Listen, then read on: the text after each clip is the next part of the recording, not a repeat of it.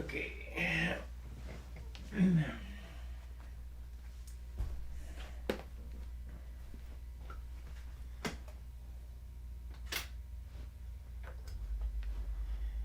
The other day, I got a message yesterday in this that was something to the effect, okay, the ego trip has gone on long enough or whatever on this airplane. Look, buddy, it takes what it takes. And if you don't know what it takes, this is where you find out what it takes. The finish takes longer to do than the build. I can whip them together real fast. And seeing as that I only have 1 or 2 days a week that I can work on this, it might take another month. I don't know. I'm going to take this airplane home for Christmas and work on it. But today I'm going to tape out the scallops. I had repaired the area up here that I wanted to fix. Let me turn this down. I had a dent right here that I repaired because I had to repair that before I could tape over it. And that come out okay. So once again, we'll take the motor out of it. I dropped the tape.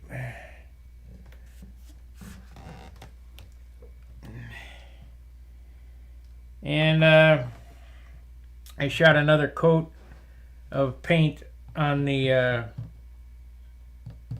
landing gear doors and shot another coat on the cowl because it was kind of gray. The only primer on the airplane was in the cowl, and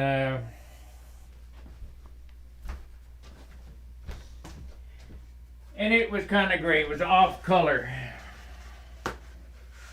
I think I might have figured out why we had such bad bandwidth or whatever. A lot of stalling. Of course, I don't know if it keeps happening. I'm going to have to call Spectrum to see. But I was running a USB extension cable.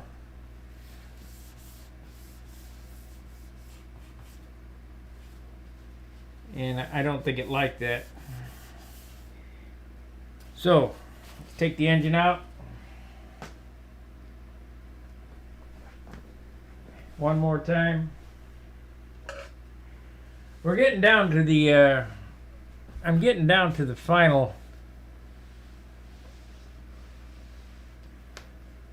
doings of this airplane.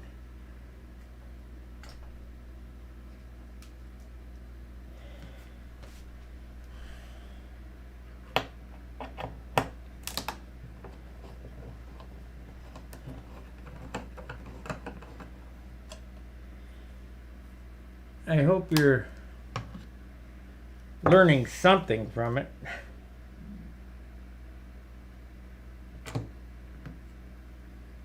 And like I said in the beginning of this video, it takes what it takes to do the job.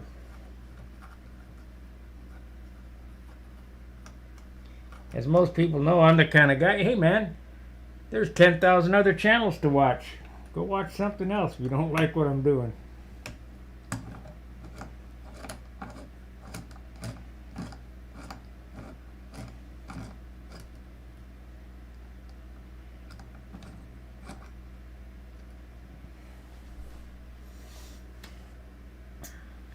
This is that one of the Brian Gardner 60s with an ABC liner in it.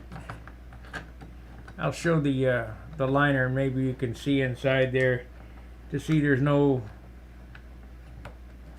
baffling for rings. And I think you can see the brass liner. I don't have a flashlight to...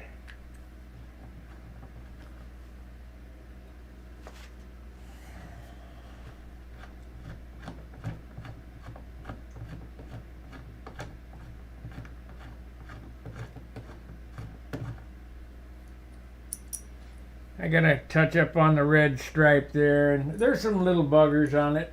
We'll get them fixed.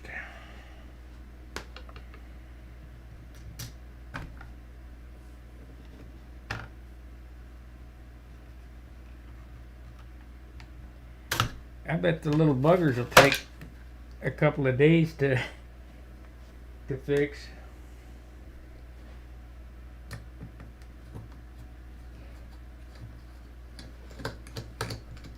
For the guys who've never built a competitive stunt model,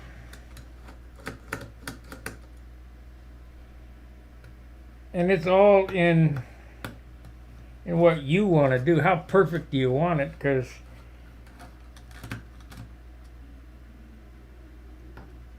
basically there's no such thing as perfect. There's only a thing as damn close.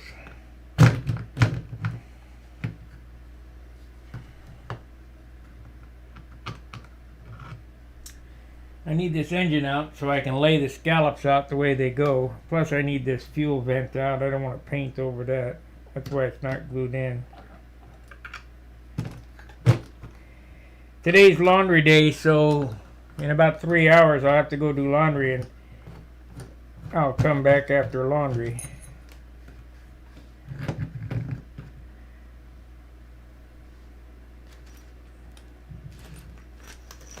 It ain't like I like it, that's for sure.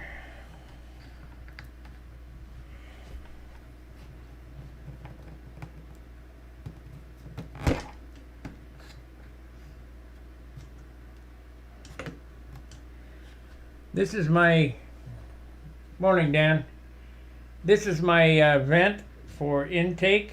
It's just a piece of annealed brass tubing that is soft and you can bend with a washer soldered onto it.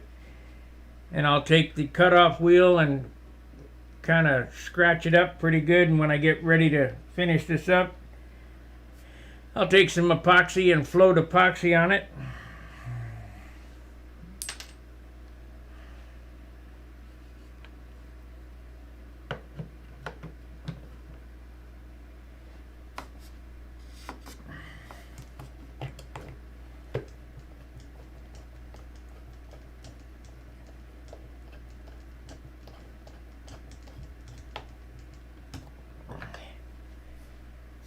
Okay, now for the tape layout, how am I going to do that? Make it look right.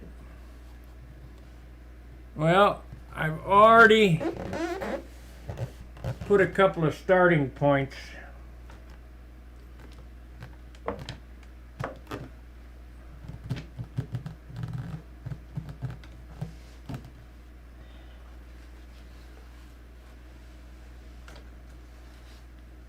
back here. Right here, I put a couple of starting pieces of tape. I want the yellow stripe is going to run or touch, and it's just a starting point, touch this 23 back here. So this will be yellow under that, this will be red, and this will be red up here. There was a guy yesterday, he said out of all the airplanes I built, he doesn't like the paint scheme on this one. I like the paint scheme on this one better than I like the last one. So to each his own. You know, everybody's got an opinion. Yeah. And these things, for me, just keep evolving. And it's just a lot of work. Matter of fact,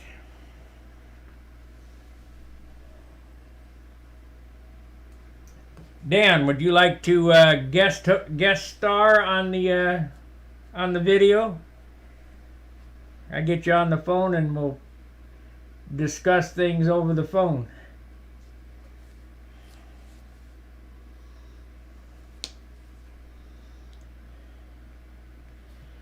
Let me know in the comment section if you're willing to do that.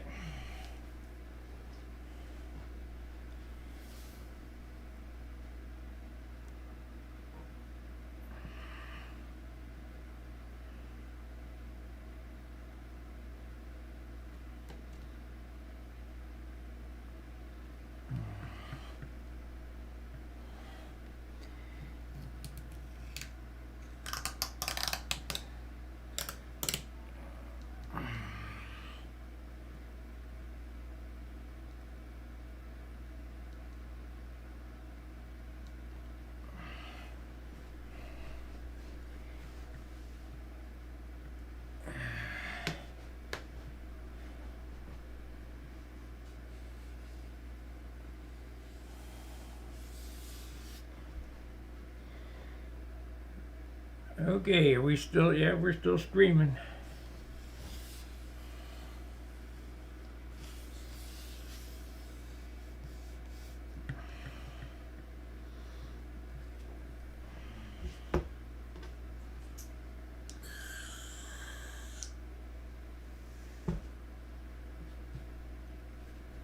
And now, how do I get a nice turn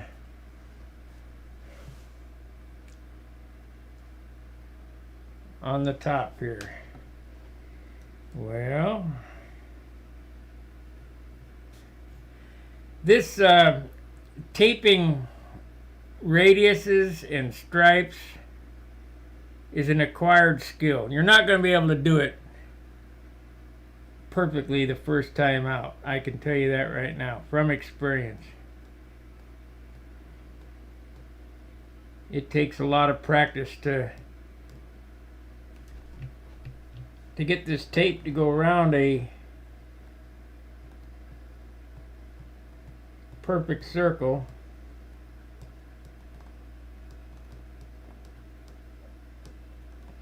Because you want to stretch the tape, but don't stretch. Well, Dan, I'll show you how it works. Turn the sound off on your computer.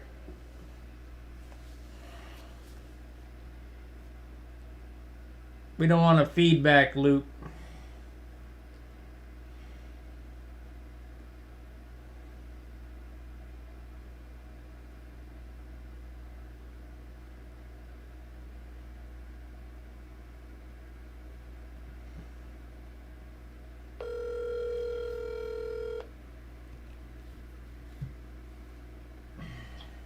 Hi, Bob. Hey, Dan, what's up? Oh, taking it easy this morning. Finished the second cup of coffee. Yeah. Did you catch my opening? Yes, I did. Yeah. I mean, these guys have no clue what it takes to build a competitive stunt airplane. Oh, yeah, I know. It's just one of those things. It's some people, yeah, they're just not sure.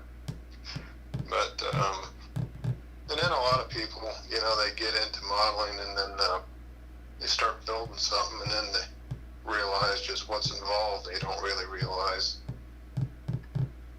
what it takes, you know. You know, and, these guys, the buy and fly crew, as I call them, they think that they built a model or built the kit when they assembled an ARF. Yeah. And really, I mean, if you look back when I was a little kid, probably 8, 9, or 10, I can't remember, I went into a department store, and in those days, gosh, they had probably 10 or 15 different Cox model airplanes on the shelf, all in a shiny plastic box, you know. And I'd go in there every day and look at those things, and I thought, you know, I'm going to get me one of these things. Yeah. So eventually, I saved up enough money, and I bought a Stuka. Oh, the worst flying one out of the bunch. The worst one out there. So I buy that thing, so I guess I'm guilty of an ARF, you know. I guess ARFs have their place, and looking back all the way from the beginning, it got me in the hobby. And I remember kneeling out in my driveway there for hours, trying to get that thing started, you know. My fingers were bloody, you know, the fuel was burning into the little razor cuts from the sharp prop. And I remember when I finally got that thing to run through a tank of fuel, it was just like Christmas for me, you know. And I go out there every day and start it and run it, and then finally I flew it. And you know how that ended. Oh, yeah. So, an ARF was my first airplane. So, but it got me into it, and then I remember going to the field, and it didn't take long to figure out that, hey, there's more out there. Well, my first airplane, very first, was, and I've never seen one again, was a Wenmac T6 trainer. And we went to Willowwood School, and my Uncle Jerry and my dad crashed it until it was broken into thousands of pieces.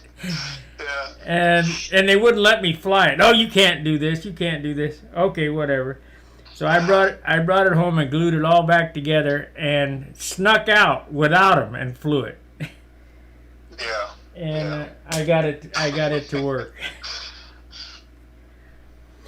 Yeah, I was in a hobby shop the other day, one of the few remaining here. It didn't have anything in it hardly, but I was talking to the guy about old model kits. I was going to get my boy a model kit, and he said, well, these are all on consignment. They're, bought from the day, with somebody's collection. I'm just reselling them. And I brought this to the register, and I could see it was a Tom Metzler sticker on it, He said, well, you don't want this one. He said, this one is a collector's item. I said, what do you mean collector's? He said, well, this kit's like $40. He said, I have the same thing over here for $28. He said, it's the exact same kit, but it's not that collector box. And then he started laughing. He said, you won't believe this. He said, see that box behind the counter? I said, yeah, it was like a Dukes of Hazzard slot car set. And he said, that box is $50 and it's empty. I said, really? So when you talk about that old airplane you had, if you would still have it today, it'd probably been hundreds of dollars. Who knows? Well, I've never seen another one. It was green.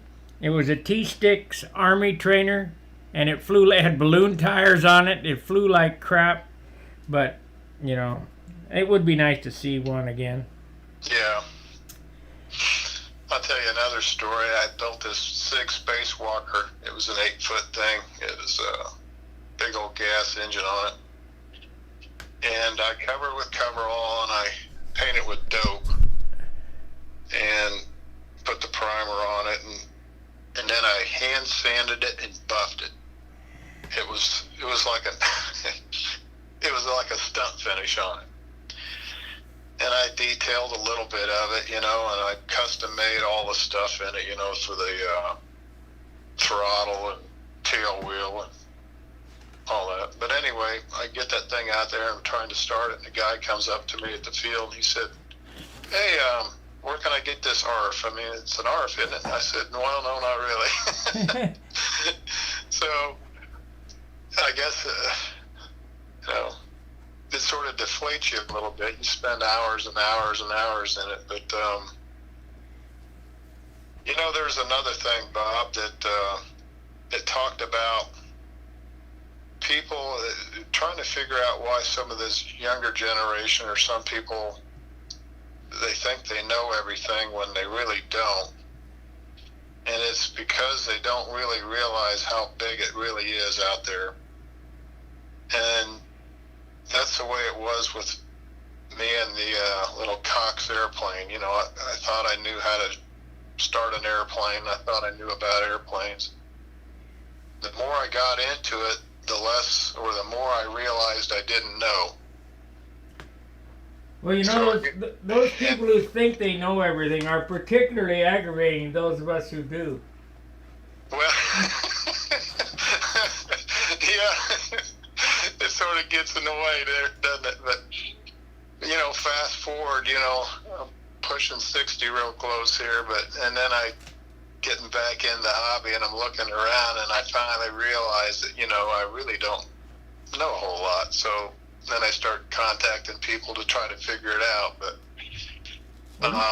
you were a hell of a modeler in your day. Yeah, my problem was, of course, I could put together a good airplane, and it was heavy. It's one of the things I never really conquered, which I hope I will this time around, is get an airplane that's light. Well, and that has to, it doesn't have to be super light, but it has to fall within that nice window of performance, And then it's like Bob Hunt said, it's got to be light, it's got to be rigid, it's got to be straight, and then you got to have a good power system in it. Well, don't go to the dark side. Forget electric. Yeah. Well, that's the other thing. When the electrics, that's a whole nother learning curve, isn't it? Well, if you want to buy some electric stuff, I got some, but You got some in there? Okay. let me tell you this. I've flown gas all my life, and Yeah. I can't remember what Nats it was, but I flew Jeff Traxler's Barnstormer electric, and I was just so impressed with the power output of it. Didn't fly with them, but I was so impressed with the power output of it. I bought all this electric stuff. I spent. Well, here's a battery here. I got some back in St. Louis. Let me see here. Yeah, here's a battery here. This is $100. Oh yeah. Yeah. This is it's a Thunder Power 2700 milliamp 25C. $100. I had 10 of them. So because you got to have enough to go to the field. And I got the best motors and the best timers and I just spent all kinds of money and then to come to find out they have some bad characteristics. For me, I mean, some guys love them, but yeah. So I wasted a bunch of time and a bunch of money.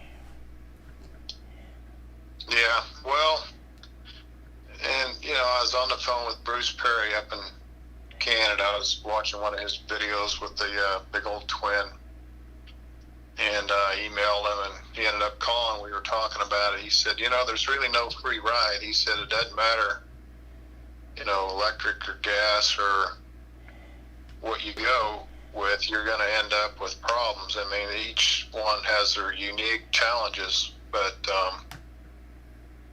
so I think if you're juggling two systems where you're flying glow and electric, it's probably just too much. I mean, to do it competitively, you can dabble in it, but once you head down that road, if you're going to compete, you got to really commit. So, and those tune pipes, I mean, when I started flying a tune piped airplane, I could see that, the performance was spectacular, and, but there were certain things I had to do that I couldn't overlook versus, just a muffled setup. So, well, you notice I've gotten away from tune pipe, right? yeah, I noticed that, and there's something to be said for a good muffled engine run. I mean, so here's a PA-75, and it has the CAS header, header muffler on it. In that airplane up there, I got a same motor with a tune pipe on it. You're carrying around a lot of needless weight when this engine here, let me show you, crap. When this engine here will do the job,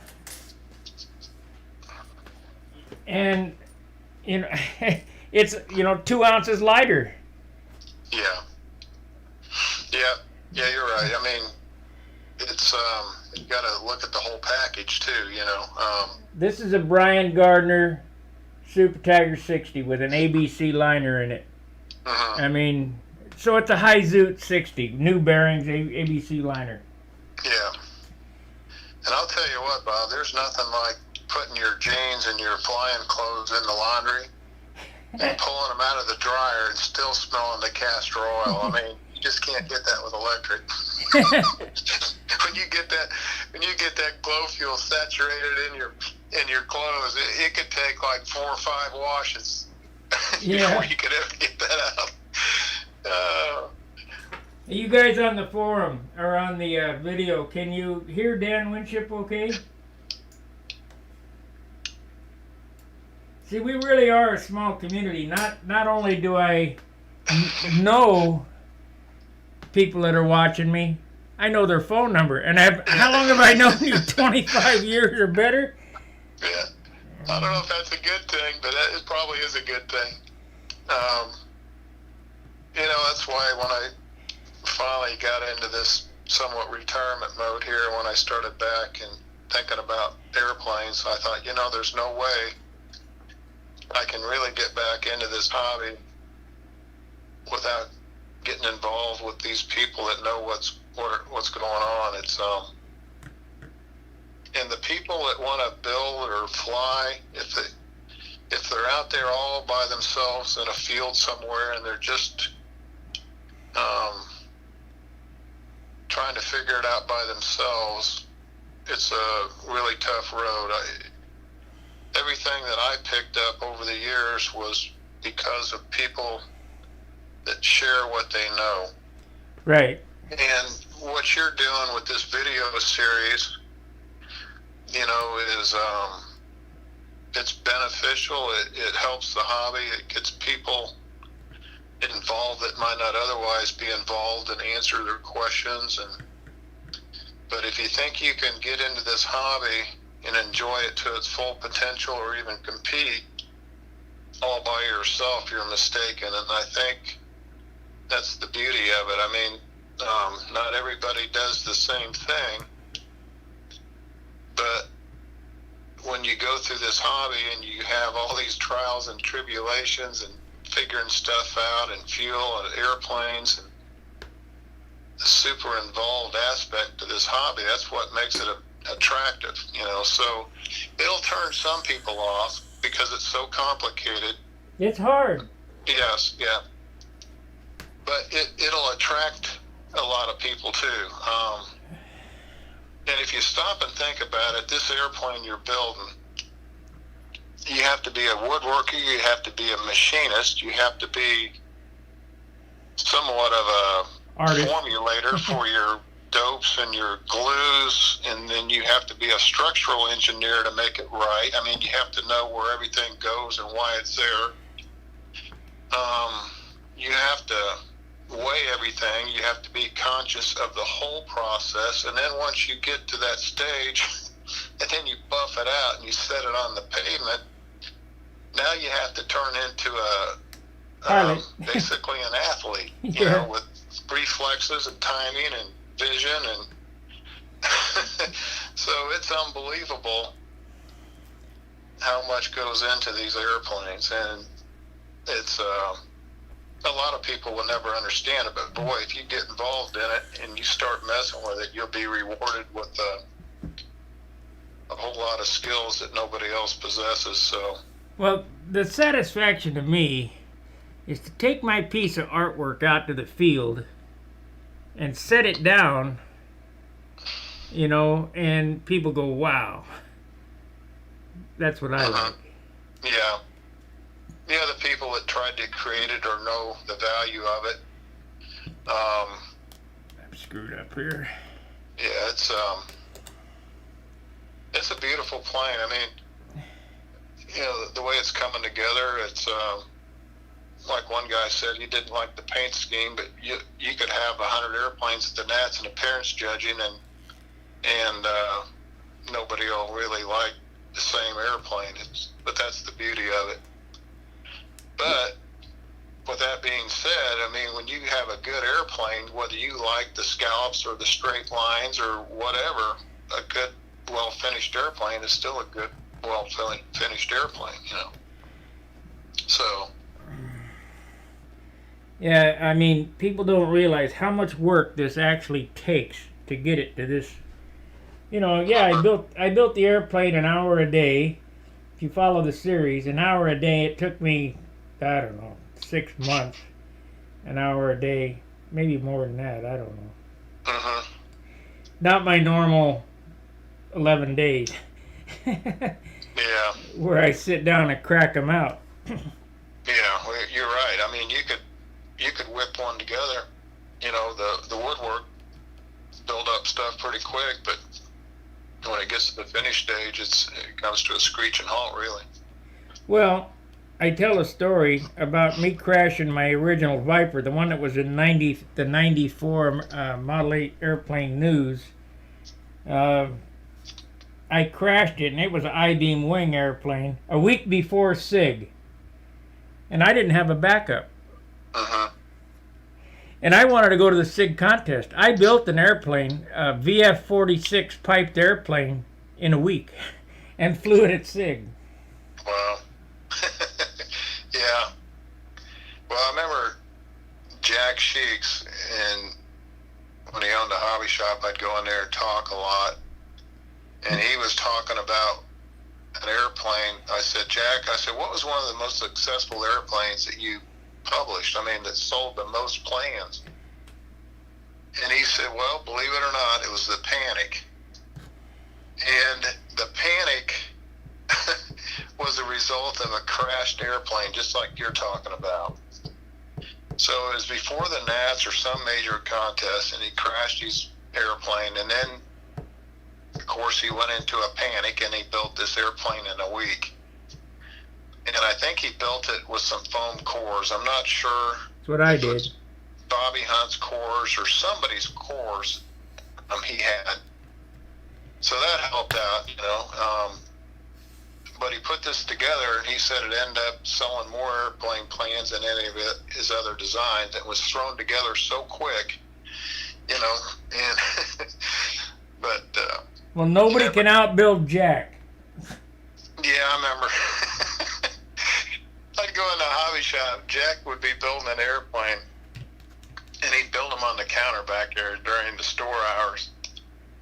And I'd sit in there for hours and talk and watch him. And he was back there working on a fuselage, and he was getting ready to put a former in a fuselage. You know, he had it together at the tail post, you know. And he took a knife, and he sort of scratched or scored a piece of balsa wood, and then he cracked it over the edge of the counter with his all rough edge. You know, he didn't even cut all the way through the wood.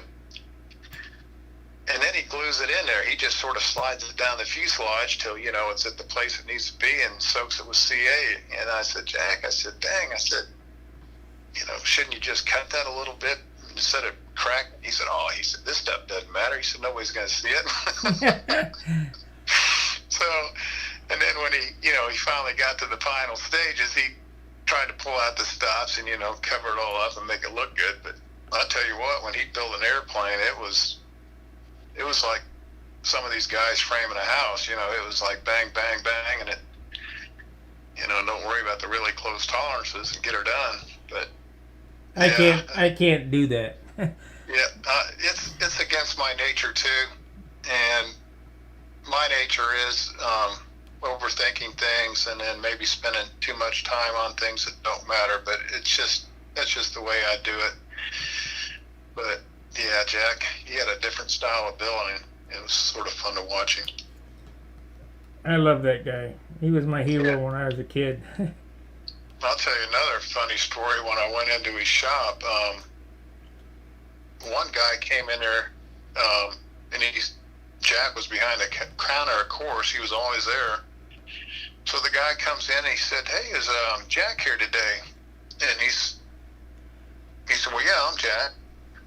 And then the customer cussed him out. He said, well, wait a minute. He said, I was in here a month ago asking for Jack, and you said he wasn't here. I sort of chuckled. But that was Jack for you. You know, you never knew. And they became friends. But well, he was a motor cop. He was supposed to be on the beat, but he was in the shop, right? Well, yeah. There's a lot of stories from those old guys. I got a kick out of hearing them, you know. There's another guy, he was, I don't think he was a sickle cop like Jack was, but he was in a car, but he did some racing and stuff, you know, these cars on the side, I don't know what you call them, like the full-size cars.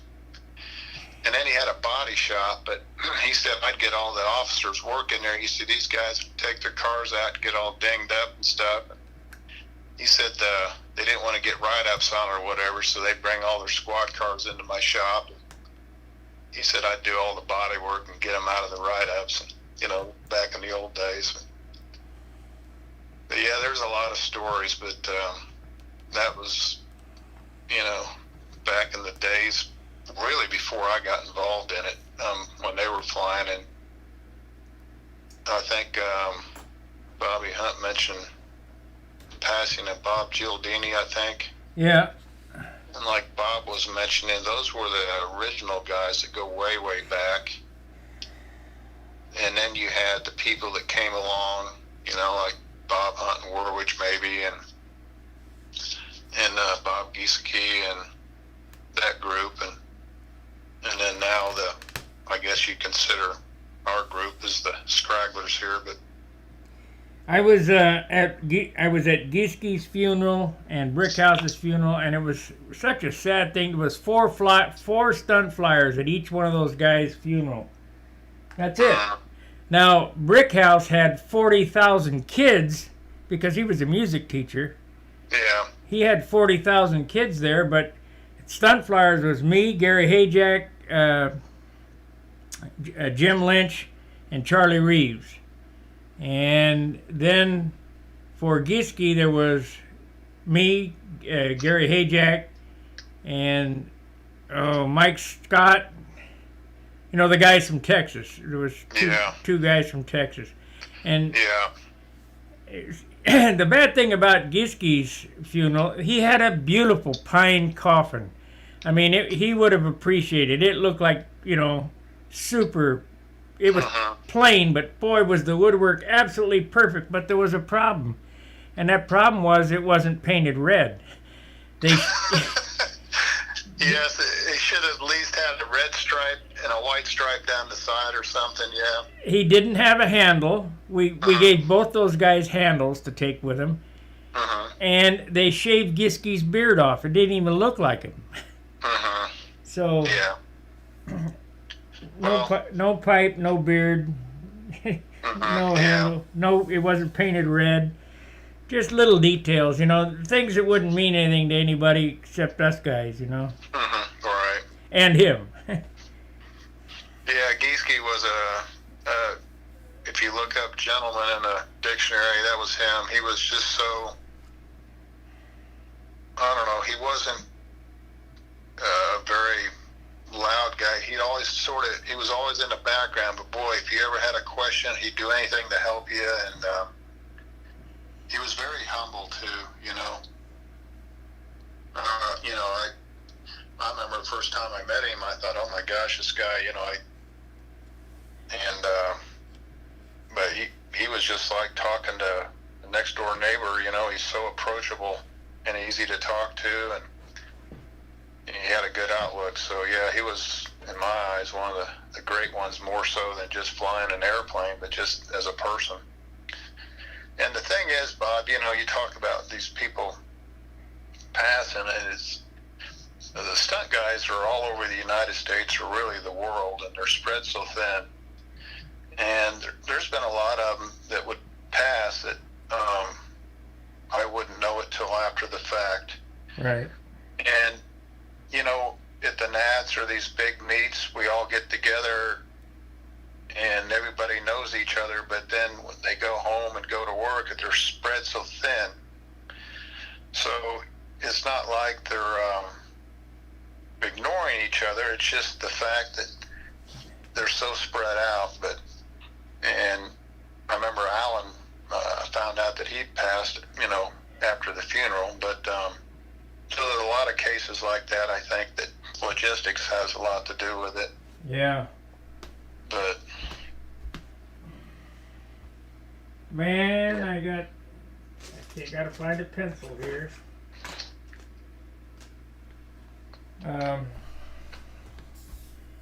Appreciate you guest hosting with me. yeah, when you mentioned it, I thought, well, I don't know how that works. I mean, I'm sitting here in my pajamas and drinking coffee. I thought, heck, I probably shouldn't be on TV here.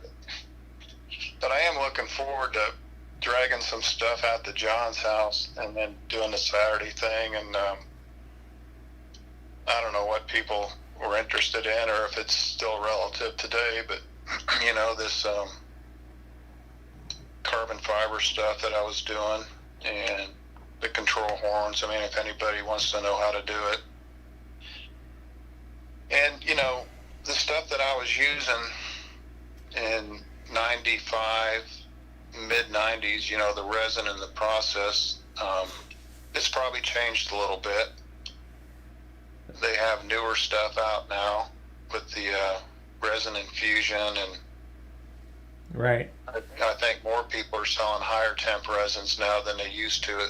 Before, it was never really brought into the modeling. Good morning, Gary Sinclair. Good morning, Christopher Everson. gotta say good morning to my Yeah, supporters. I see those guys, their names pop up all the time, so I know they follow. I've never met them, but Yeah. or if I have met them, I don't remember. I have a bad way of remembering people.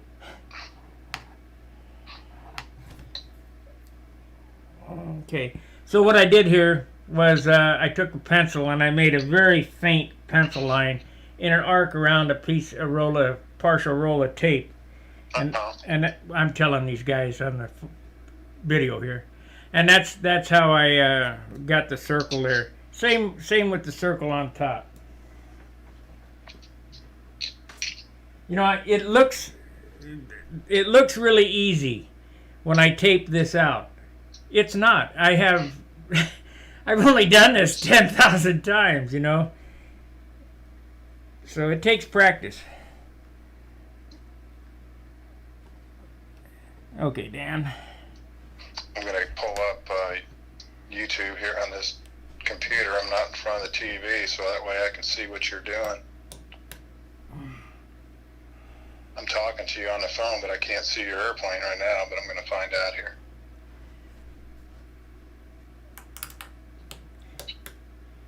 This is the hard part here, getting these lines to go straight down a bent fuselage. Let's see, do I like that? That's kind of a... Oh, yeah, I see what you're doing. That'll be a pretty large stripe. I think I need to go up. But I don't...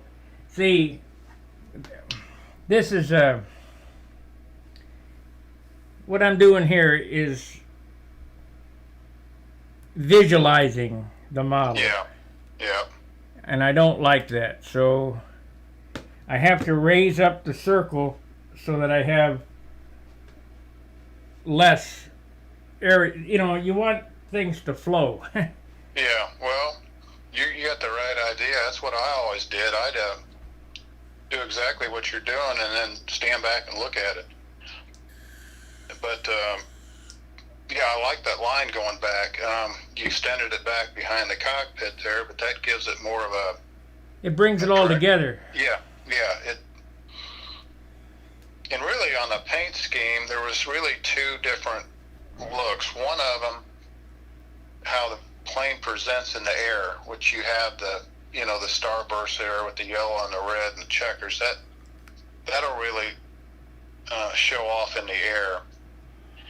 But then the nice thing is when you walk up on the airplane, appearance judging or looking at it on the ground, then your eyes are drawn closer in, and then you have smaller detail like the little turtle deck there, the scallops, which you probably won't pick up in the air, but then it'll give you something to look at when it's on the ground. And it's like John said, when somebody walks up on the airplane, the first thing they're looking at is the canopy, the nose, the central location first. And that's where, obviously when you're flying the pattern, nobody's going to see an ink line on a wing over, but I guess that was the idea. So when the airplane is being static judged, you got something to look at there too. So I think this airplane will look good in the air and also, sitting on the ground. This airplane, it's going to get the Al Rabe treatment too, which unless you're a proficient modeler and know what Al Rabe treatment was, not only does it get scallops here, it gets a black line that's half inch wide. It comes back from about 2 or 3 inches behind the cowl all the way back to where the back of this scoop is. And what that is a representation of the exhaust, because this had a 24-cylinder engine in it. Mm-hmm. And then, of course, it'll get the smoke blown back like Al Rabe did on his Bearcats. Okay, I know what you're talking about. Yeah. Now, Tank's Hangar's no longer making those laser cut stencils, which is a shame. Mm-hmm. I don't understand what... OBS reconnection successful. Okay, great. Anyway, all those little decals Because I don't put decals on my airplane. I paint everything. Well, one of the things I thought was neat, when you masked the shell off, you had it all in one stencil, and then you painted, I'm trying to remember how you did it now, you painted the, I can't remember, the yellow first, right? Right. And then I thought, well, he's got to re-stencil it. But then you pulled out, or how did you do that? We had the same stencil, you just plucked out the part for the red and... Correct. Okay. Yeah, that surprised me. It was sort of neat to watch that. I laid it. It took me a little bit to figure out how to index it, because you think about it, you can't paint yellow over red. No. Because most guys would paint the red and then tape off, the where the red goes, because that's what it would seem like. But you got to do it in reverse. Yeah, well, it looks good. I mean, that was neat to watch. I did Motel 6 that way on my other airplane, and it's just indexing the stencils. Yeah. Yeah. Let's see here.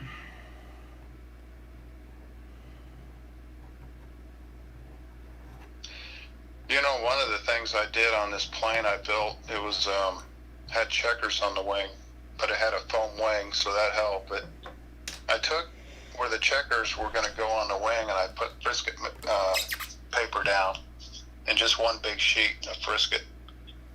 And then I took a C-temp piece of plastic, and I put an arc on it. And then I'd cut my frisket as it's sitting on the airplane.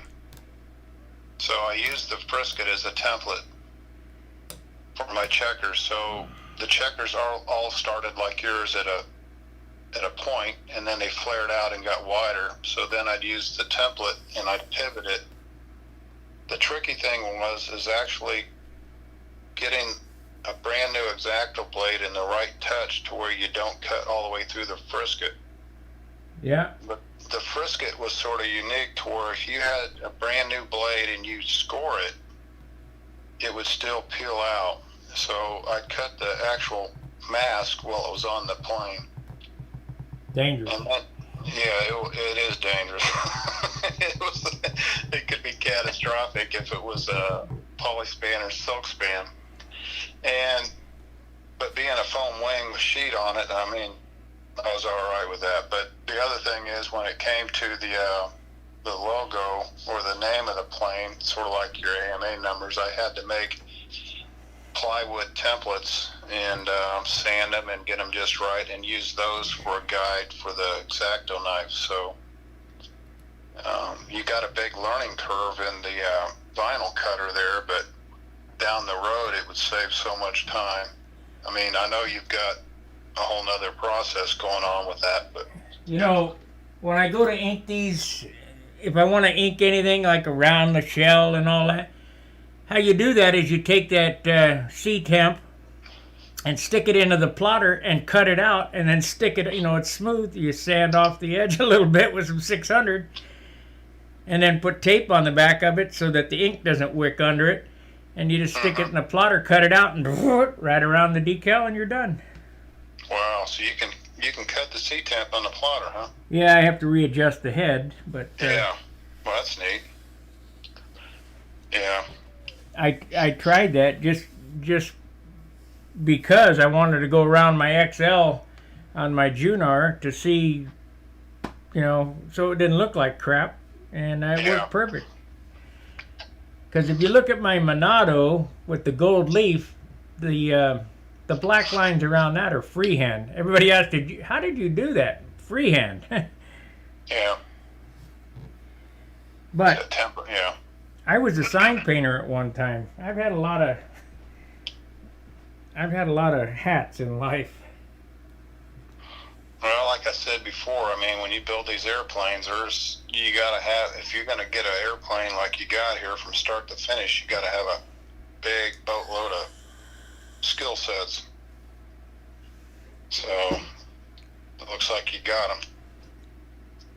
Let's see here. I want to go around that with. Well, and I'm trying to pass them on because this is a dying art. Yeah, I know.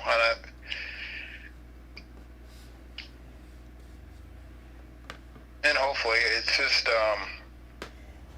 one of those things where you're not going to get everybody involved, but I think you're going to get a certain percent. I think one of the things that's important for the hobby to grow, especially the model airplane stuff, what we're doing here is, sharing the actual knowledge of how to do it. And I haven't been a very good one at doing that. I just sort of kept it to myself, and I never really shared a whole lot. Well, let me tell you something. You're not going to make any money at this, so Yeah. Yeah, I realize that. When before, if you'd try to get a little money going and you'd sell some parts at a contest, it'd get your gas and maybe a hotel if you had to stay over the weekend, and then some food, But the volume's not there, and even people as big as Tower Hobby, they were going out. They were absorbed by Hobbyco or something like that, or Great Plains was absorbed by Tower, and Tower was absorbed by somebody else. So it's a brutal business. But it's with this model airplane stuff. It's not so much the destination; it's the journey here, and that's some people think, well, you're spending too much time on this airplane, and maybe you are by some people's standards, but in my experience, it's always been the journey. It's the learning process and taking your time and coming up with something unique. yeah. Well, you've seen my airplanes. When I set them down on the tarmac, I'm not I'll compete with Wendy and Billy and all them guys. As far as flying goes, I just don't have the dedication to go out there and spend hours and hours and hours to fly. Oh, I know. Yeah. Yeah. I'm sure I'd go out right now and I'd probably get dizzy. I mean, I'd probably end up on my back. Who knows after a flight? But I used to go up there to Oshkosh and volunteer in that kid venture. Well, you'd start, I think it was around 11:30 or noon, and you fly these half A's and you spin around in this circle all day long. And believe it or not, even though I wasn't flying a stunt pattern, just by spinning around in the circle, my stunt pattern became so much better because I didn't have to worry about getting dizzy. I felt really natural spinning around after 1 week of 3 hours a day. So Dan McAtee pretty well. McAtee, yes, he was a big contributor up there. He did a lot of work for him, and a lot of flying of kids and pit work, and yeah, him and his boy Sean, before he went in the military, they spent a lot of time up there, both of them. But yeah, he was heavily into that. I remember Dan McAtee had this airplane. It was a Pathfinder, I think it was a profile.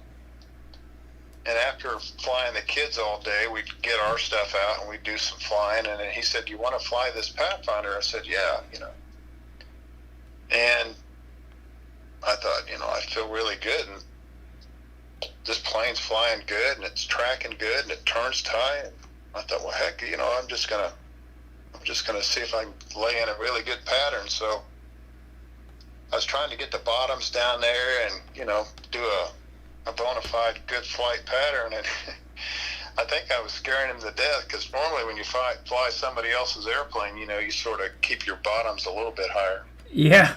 Out of respect to the person. So I think I scared him, but when I landed, I found out it was sort of a special airplane, it had somebody's signature on it, and, where he took it to a contest. I sort of felt bad afterwards. I thought, my gosh, if I'd have known. I just thought it was something he dug out of the rafters. It wasn't, a profile, but it was a special airplane, but it sure flew well. But that going up there to AirVenture, that was a fun week. We'd go up there and we'd spend all week, me and my boy, and we'd volunteer at the Kid Venture. Well, a lot of people don't realize it, but Oshkosh Air Venture is run 100% by volunteers. There's nobody paid. The traffic control, I'm sure that everything, it's just all volunteer. So, but the trade-off was when you go up there and you volunteer all week, you get into the air show for free. You know, and Jim Krieger, or however you pronounce it, he would set up a campsite for the control line people. So we all camped in the same area, but we'd go up there and fly airplanes, and other than, you know, the food, we'd have free campsite, free air show, everything. So it was a win-win situation.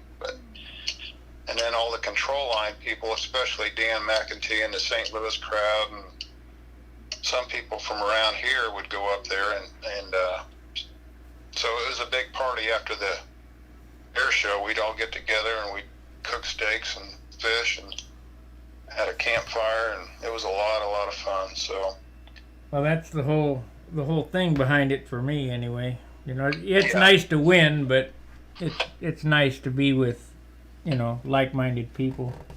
Yeah. Let me interject here.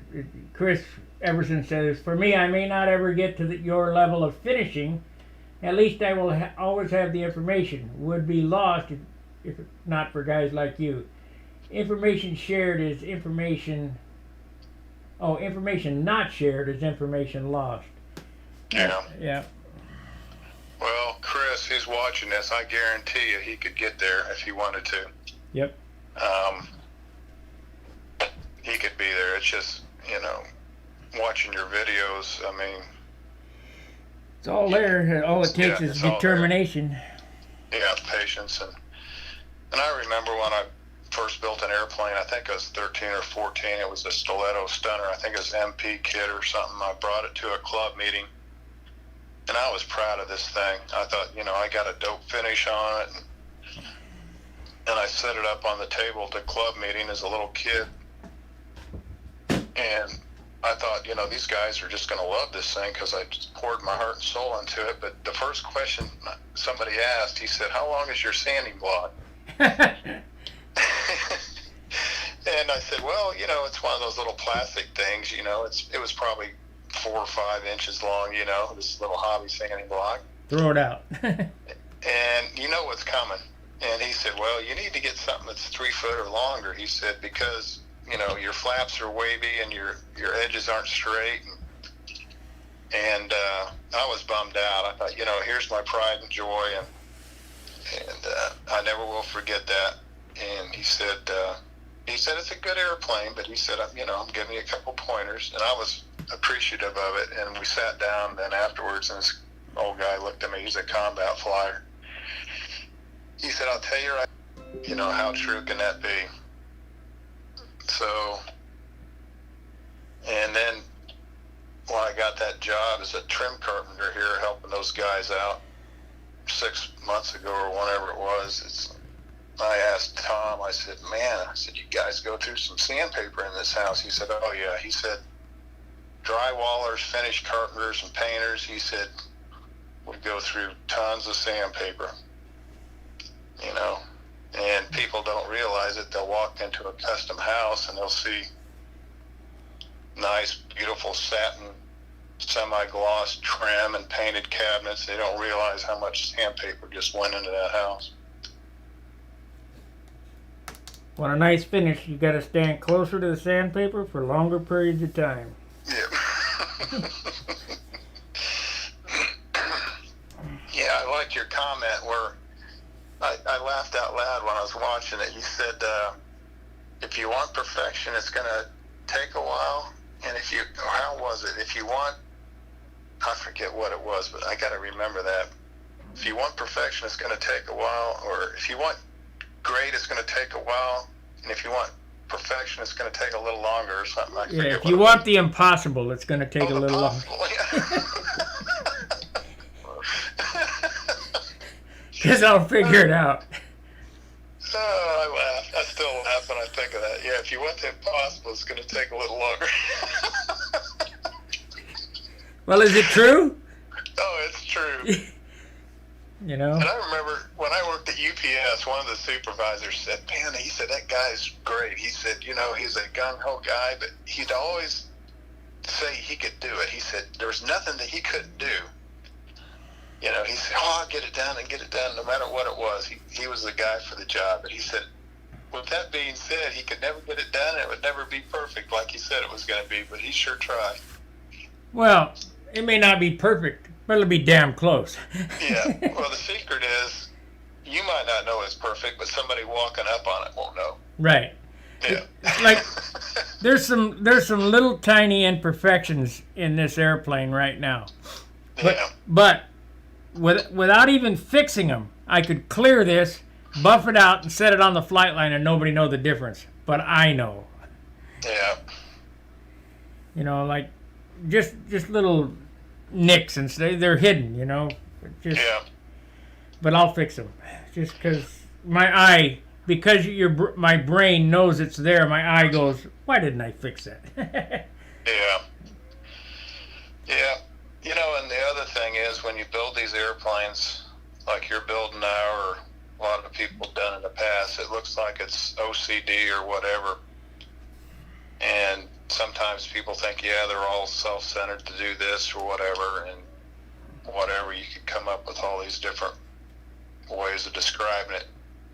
But when you get in this hobby, and you know as well as I do, when all these planes are out there and everybody's together flying, if you need help or you need somebody to help you, there'll never be a bigger bunch of guys that will jump in and help you.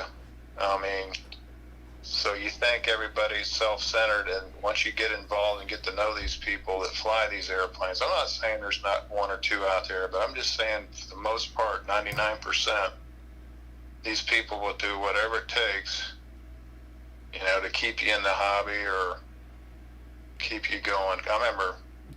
The only hobby I know of that people will help you to beat them. Yes, exactly. I remember I was out there with this tune pipe plane. I was trying to get this thing to run right, and it would quit on a wing over on a pull-out really hard where I think it was a plug, but we were practicing as Bancher and Fitzgerald on the same circle over there, and then he said, well, hold on a minute. He was going over there digging through his flight box to get me a plug, doing everything he could to get this plane running. It wasn't his plane, but he was, helping me out. He probably doesn't remember it, but, he gives me this plug. I said, well, how much I owe you? No, don't worry about it, That's $7. Yeah, so I had a tune pipe airplane. Maybe he gave me a Fox Idlebar plug. I don't know. I was just kidding. No, I'm sure it was a Enya number 8 or something, whatever I needed. But it was fun times, and just got too involved with family and work though. Well, you're back now, so you'll have an airplane next year. Yeah, get out there and.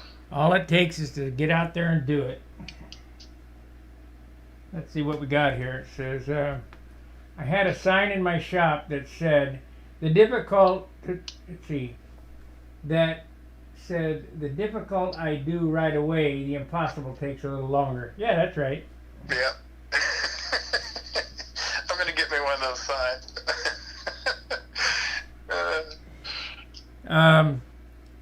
When my tagline on the forum is the finish starts with the first piece of wood cut. Nobody gets it except for T. Michael Jennings. I call him my classic car, Nicolas Cage, because he's got the handlebar Mustang. He looks just like him.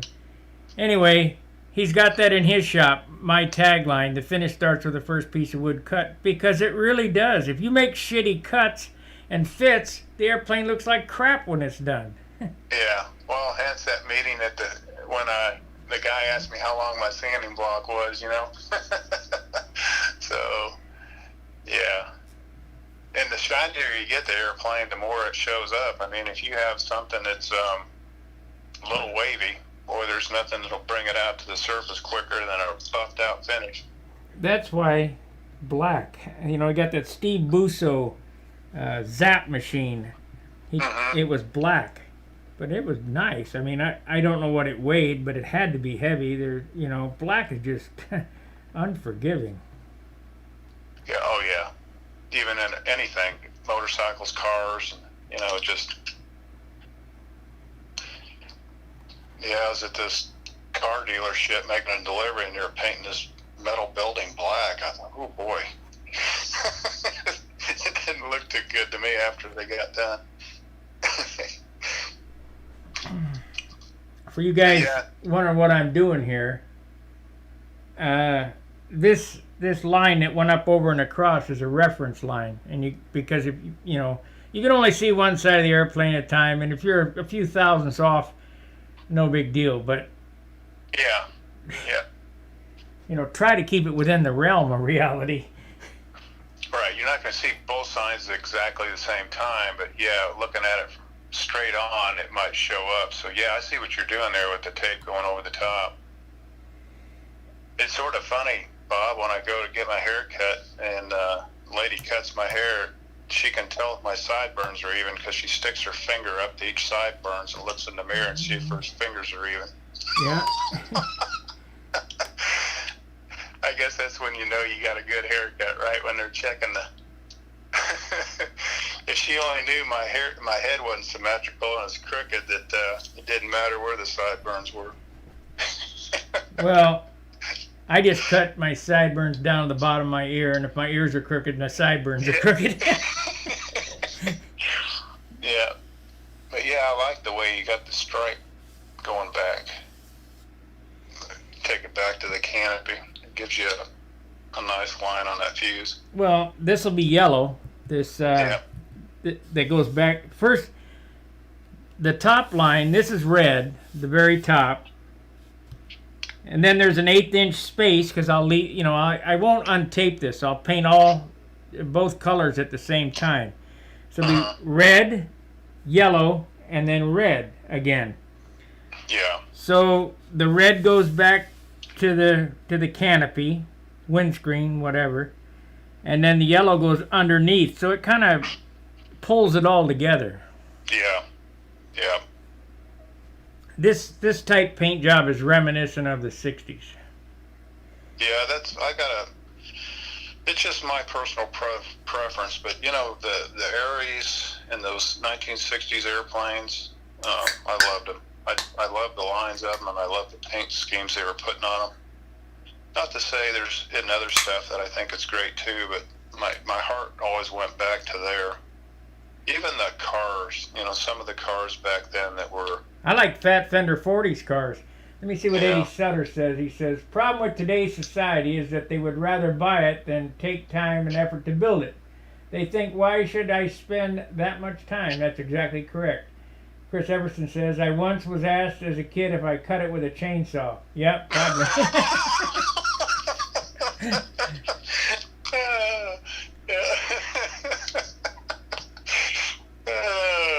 Gotta laugh.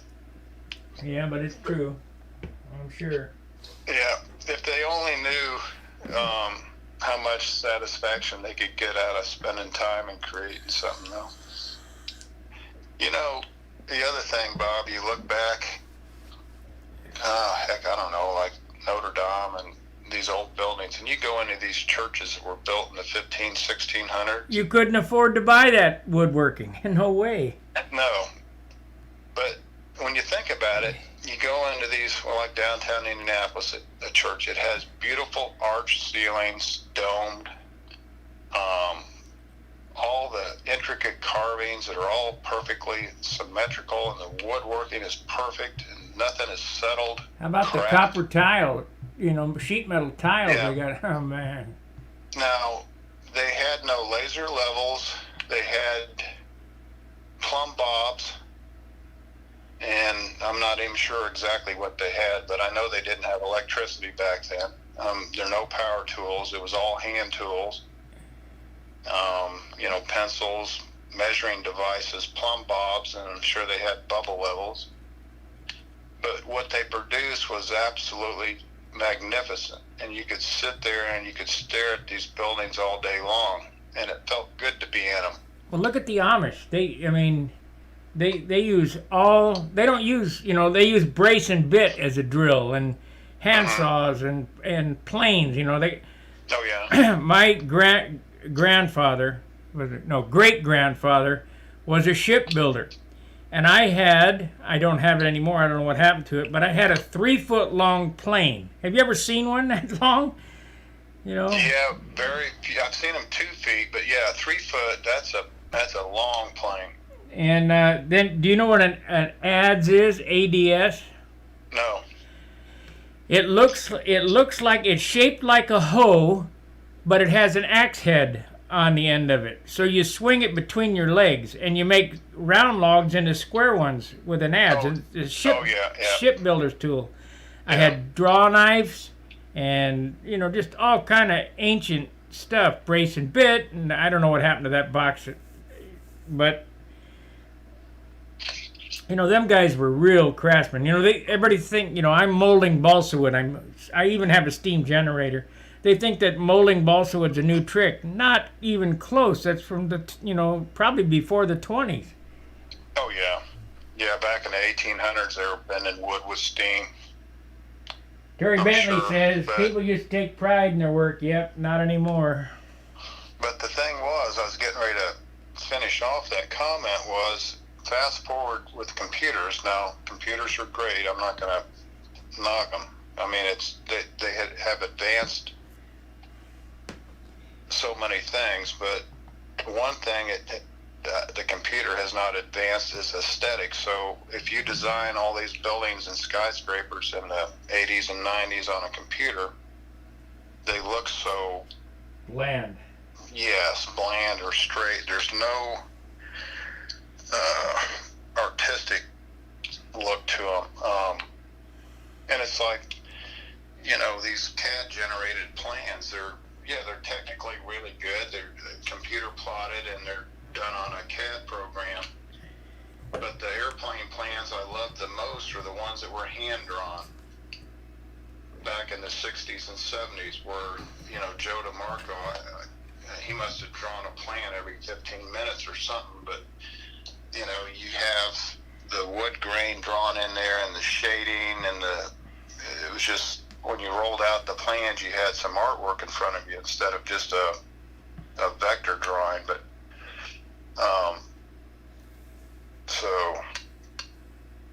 but that's what I'm hoping, this stunt will maintain these airplanes and people get back into the craftsmanship, so it just doesn't completely die off. I have been promoting this hobby, I don't know, probably since the 90s, early 90s, but I don't seem to be making any ground. I mean, well, I wouldn't say that. Sometimes you don't think you are, but you are. I remember when Wendy put these videos up. Okay, he just took his videos from the VHS tape series, and for some reason I'd come across them every once in a while. And when I was working 12, 13-hour days, every once in a while some of your stuff would pop up, and I'd glance at it. I didn't have time to really sit down and watch a lot of it. But I'm thinking, well, he doesn't have that many views. It's like, 30, 40, 50, and then all of a sudden he's got hundreds and hundreds of views, and then some of them were thousands of views. And that one video you put up, I think it's an interview with Bobby Hunt, I think it's 10,000 views. Oh, there's a few in there. Yeah, so there's certain things, there's a glimmer of hope. People are out there. Now, it takes a while to put stuff together and show up at a contest, but somebody's absorbing this stuff. When you start seeing thousands of views on certain things and interviews, you're going to eventually, it's not going to show up immediately, but eventually you're going to see a difference, I'm going to show you right now one of the advantages of having a plotter. I cut a bunch of shapes so that I could tape this nose out. Uh-huh. First you have to have the idea, then you have to have to figure out how am I going to do it. So like right here behind the engine, I want the stripes to go back. But how am I going to get a perfect circle there? Well, we get a perfect circle with a template. Right. So let me see if you can see that. I just set it on there. See that blue template there? Yep. Right here. So that's centered up, and it's pretty damn close. But I'm gonna move it, and I'm probably gonna regret moving it, because usually your first instinct is the correct one. Yeah. Yeah. I see what you're doing. Yeah.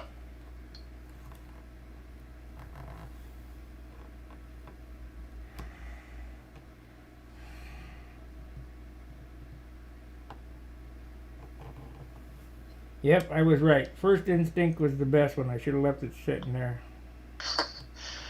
Well, my sister's a graphic artist, and she'll design a logo or something for a customer, and she'll show it to them. And they say, yeah, I like it, but if you got anything else, or, maybe change this or that. So she'll do maybe 2 or 3 more iterations of whatever it was. And then she said, Danny, 90% of the time, they're going to come right back. To the first one. Yes. The first one I showed them. So yeah, I know. There's something to be said.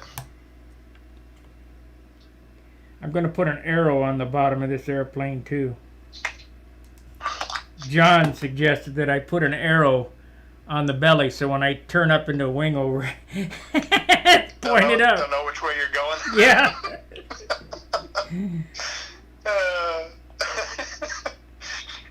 John doesn't say much, but when he does, it's sort of funny. Yeah. I catch some of his comments. When I first met him, he was an advanced.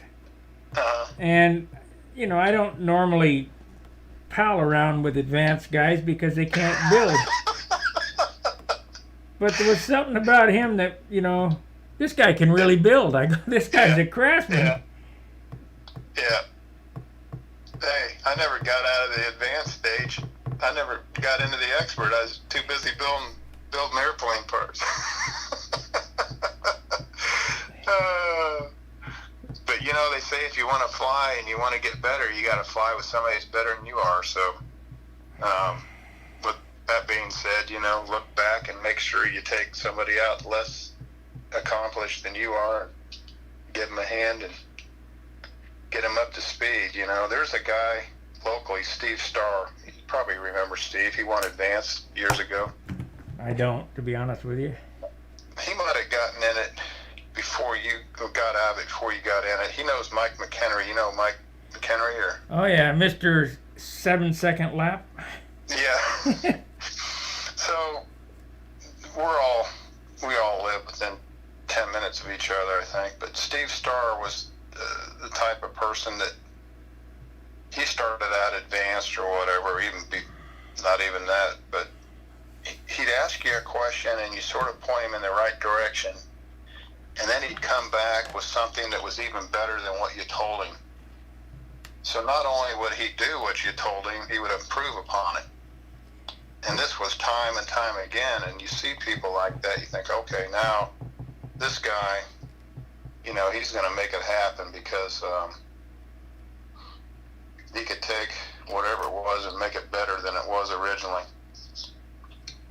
So I think that's the key. If you find somebody that's a beginner, intermediate, or maybe none of that, they're just interested in the hobby, but you sort of know where to channel your energy. The sharpest razor blade. Crap. And when I fly these kids at Oshkosh, hundreds of them.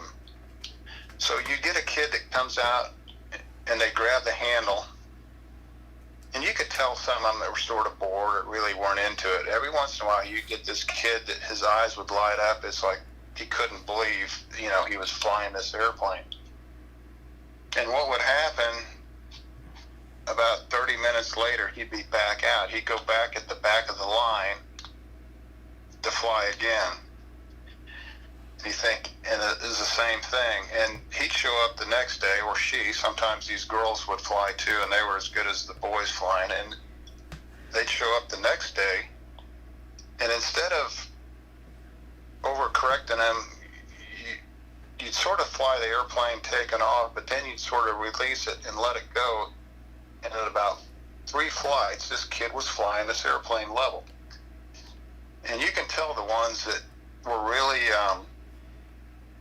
going to take to it. And a lot of them would ask you after they flew, now where can I get this? And, how do I get in the hobby? Or so, but after thousands of kids, you might have, 10 or 20 that are like that would really, immediately just take to the hobby and enjoy it. And there's probably another 100 of them that would pick it up maybe at a different time. Well, see, I'm a little older than you, 6 years older than you or so. But when I was a kid, the X-15, the X-1, Chuck Yeager and all that stuff was going on. And flight was interesting. It was new. Now they don't care about it. Mm-hmm. So, yeah, it's not, yeah. Not only that, the mystery's not there like it used to be, even with space flight. And then also, it's not as accessible. I remember when I was a kid, there was at least 4 to 6 hobby shops in town, one on each side of the town and a couple in the middle. And then everybody'd fly in these schoolyards and parking lots. And so you were able to attract a lot of attention just by where you flew control line. We'd fly at the shopping mall down there in the grass. Oh, yeah. And then you'd always get, at least a half dozen people show up just to watch and see what was going on. And I lived close enough to the shopping center, which was probably a damn near a mile away. When they fire those combat planes up, I was on my bike. Yep. And it was like a homing device. So I hear those combat planes, I knew somebody was over there. I'd head that direction.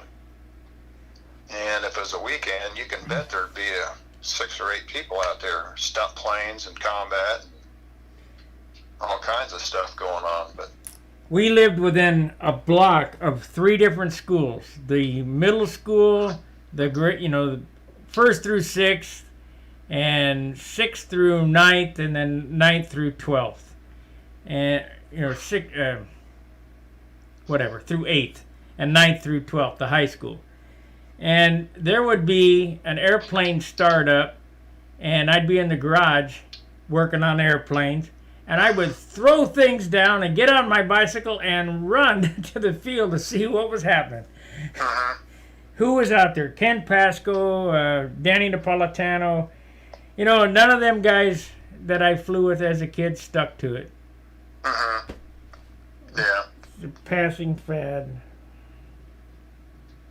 Yeah.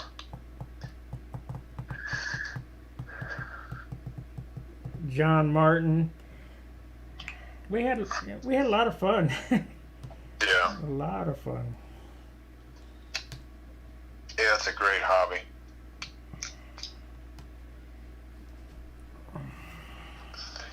Chris Everson says only one hobby shop left out of at least 15 since I was a kid. I'm 54, so yeah.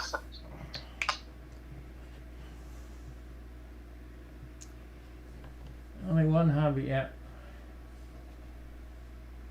Yeah, they're, and let me tell you, when I was a kid, Ed's Covina Hobby in Covina, he would look over the top of the counter and say, "You boys putting thumbnails there in the wood back?"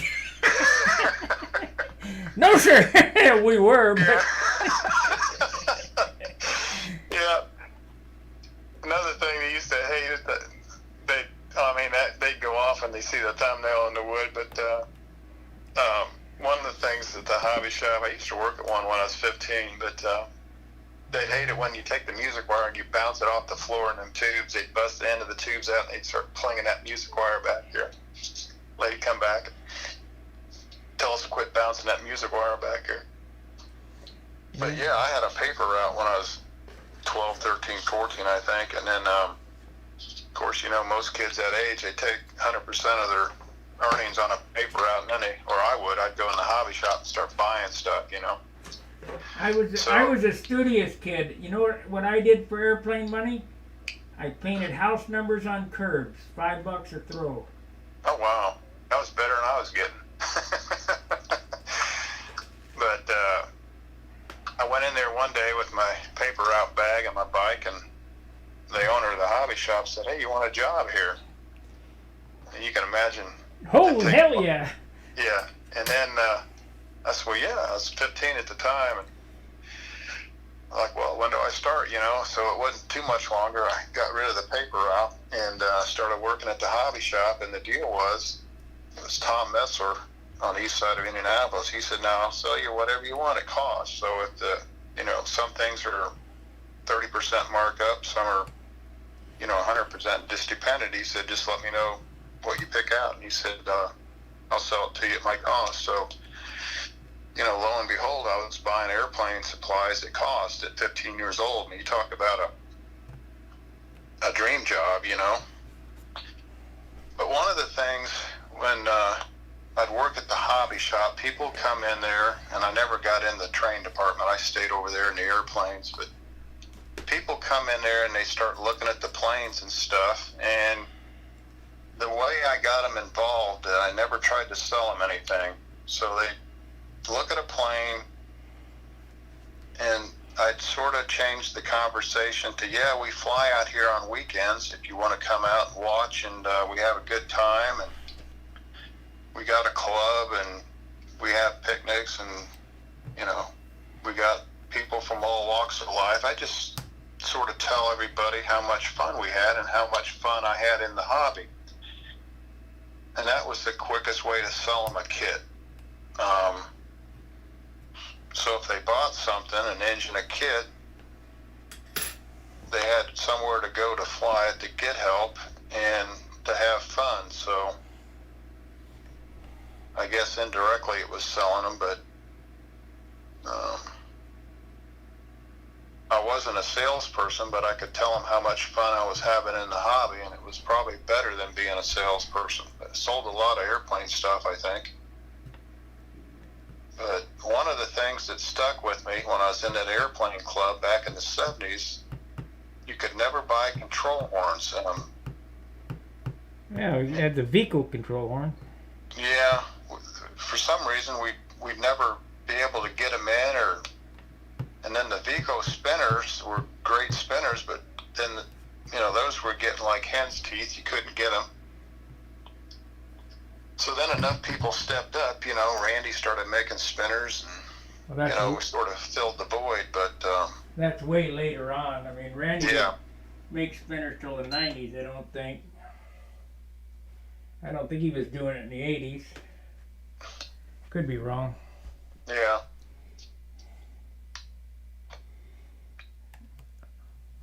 Yeah, scallop on the bottom's looking good. That's going to look really nice. Enough of this ego trip. Yeah. That was from Dave Day. He may be a star in England, but I don't know. I've never seen anything he's done. But he used to have a control line forum or website or something. I don't know. Yeah.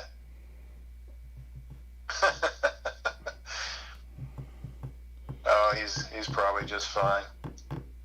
You know, the other thing, I'll tell you what, though, when my boy was a teenager, his best friend come over to the house, and they'd do anything for each other, but they'd fight, and they'd yell at each other, cuss each other out, and my wife would overhear it, and she'd get on him. She said, "I don't want to hear that kind of talk. You know, there's no respect here."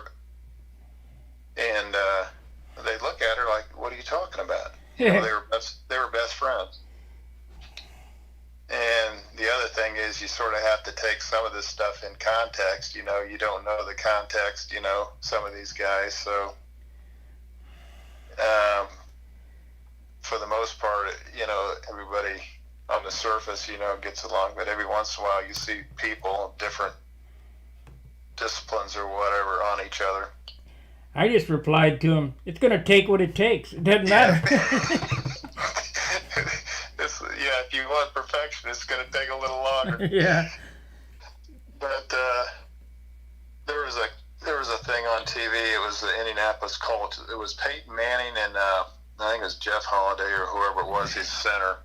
And they're down there with like a few yards to goal to score a touchdown. And Peyton calls this play, which if it would have worked, it would have been brilliant. It didn't work, and he looked stupid.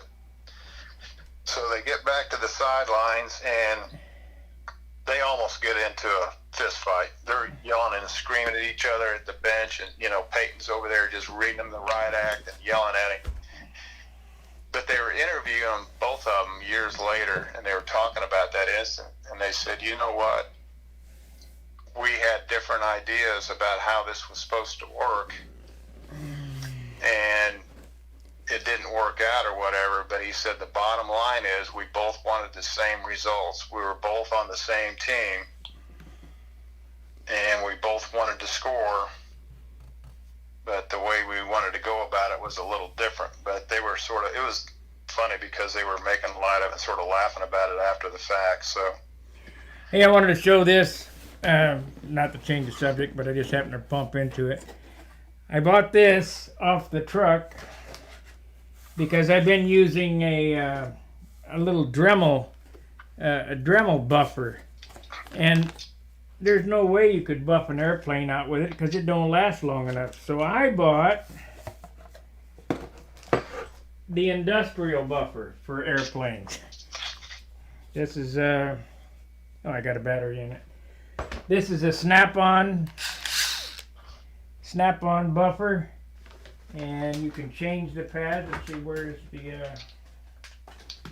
let's see, you got the mandrel. How does that work here? Oh, there it is. There we go.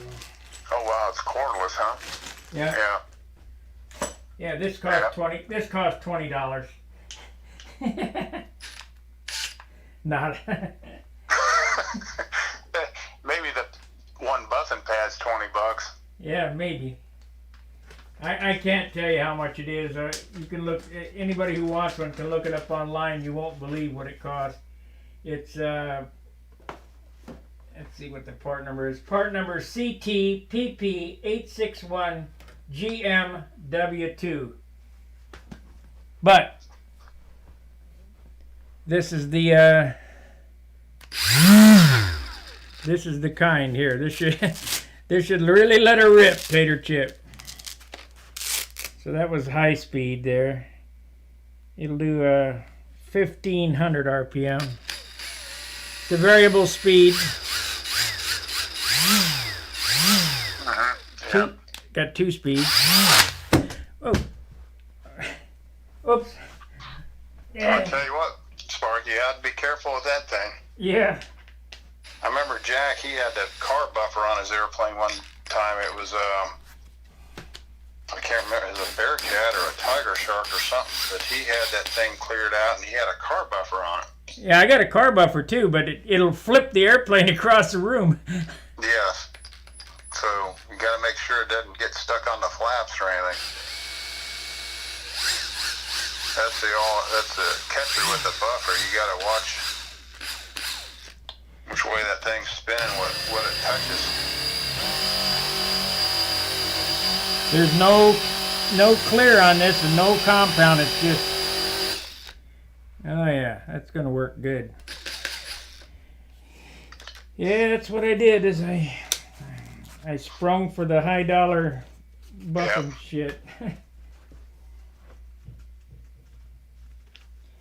I'll tell you. So you don't have to. This is $500. Oh, I believe it. Yeah, if you buy a DeWalt or a Milwaukee drill like that, it's brushless and cordless, you're looking at 250, 300, you know.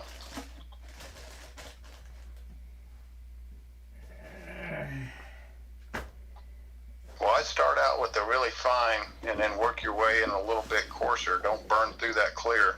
Oh yeah, I sand them with 5,000 grit sandpaper, so they're almost polished to begin with. So there's not a whole lot of Buffing, yeah. buffing to do. But see, that size buffer would be perfect for door jams and motorcycle fenders and stuff like that too. Exactly. That's it. It's a pro tool, Yeah. For body Yeah. shops. That's nice. Well, at least you get to see how the stripes are going to be. So this is red, this is yellow, and then the red on top. Yeah, it looks good. Are you going to spray the scallops when you get the Johns next week, or do it at home? I'm going to do it today. Okay. At probably 3 o'clock because I got to do laundry at noon. So I got an hour left before I go do laundry. Yeah. Unfortunately, I don't have anybody to do laundry for me. Yeah, but it's pretty easy. Just load it up and wait it. I go sit in the car, listen to Dan Bongino, Rush Limbaugh, those guys. Yep, I'm going to jump off here. I'm going to see if I can get out of these pajamas and. Well, I appreciate you co-hosting with me, and I'm going to stay on a little longer, but I'll stay. These shows usually run about 2 hours, and then I'll come back later on this afternoon, and depending on how cold it is, I mean, it might be 20 below out here. I don't know. I ain't been outside. Yeah. No. Well, thanks for including me today, and get out there. I'll bring a bunch of stuff to John's house, and we'll see if we can stick some molds together, make some disasters or something. Oh, I'm sure we can do that.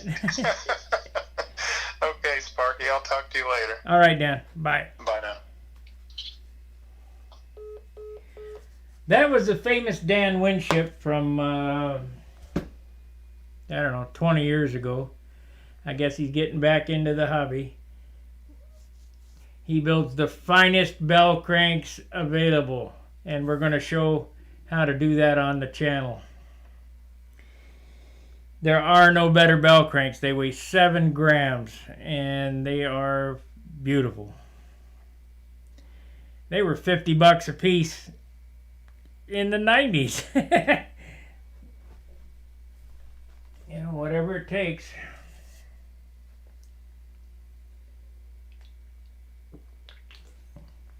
I blathered on so long my soda got warm. I have to throw this one out.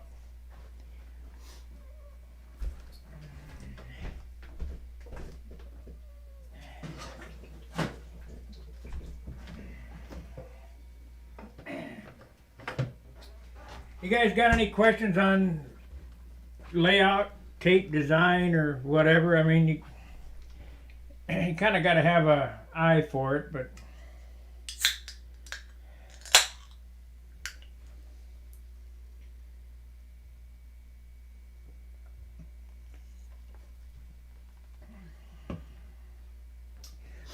You want to give the airplane the appearance of moving without moving. That's the way I do it. Okay, so now I got to do this line here. We're getting close. Only 2 lines left. And then the tape out. What happened to my tape?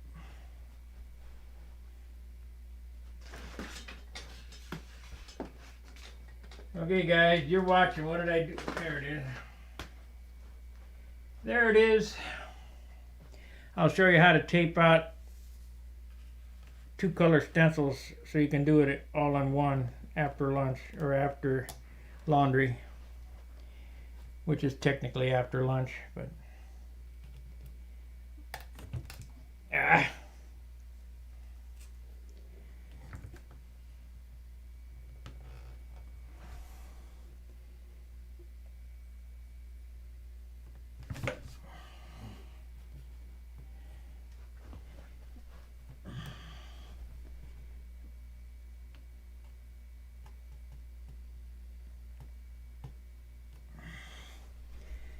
I've told the story before about R.K. Stratman and his PT Cruiser.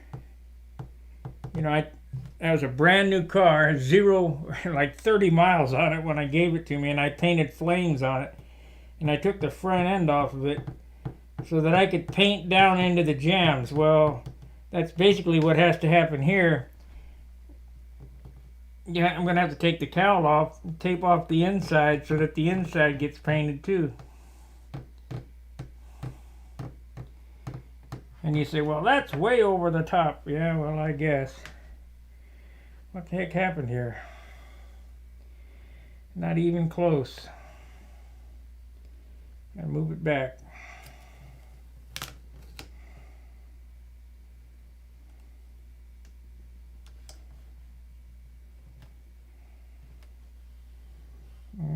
Try again.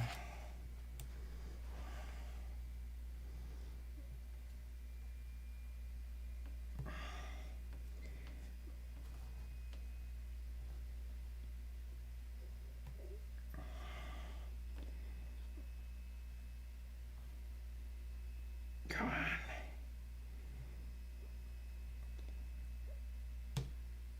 You're going to go through quite a bit of this blue fine line tape too. I would buy, well, I always do buy 2 rolls per airplane. That way, you know, you don't have to, worry. If you don't have enough, that second trip back to the auto parts store, auto body shop store is a pain in the butt. So get 2 rolls. It's $30.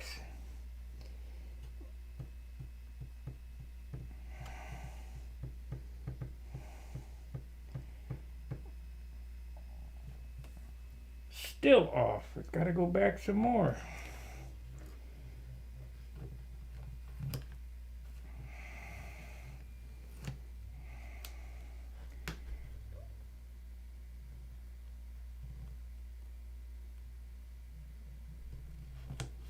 Cut it 3 times, it's still too short.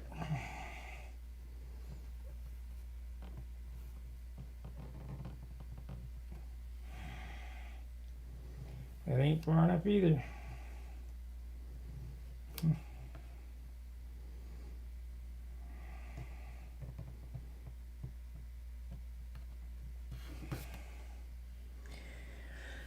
I guess it wouldn't matter the cutout for the muffler. It's kind of hidden behind the muffler, but there again, see, I know it's there, so it would bother me.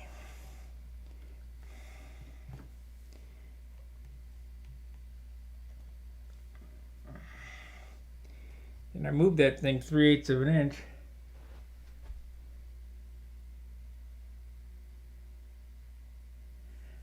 This is blue 3M fine line striping tape.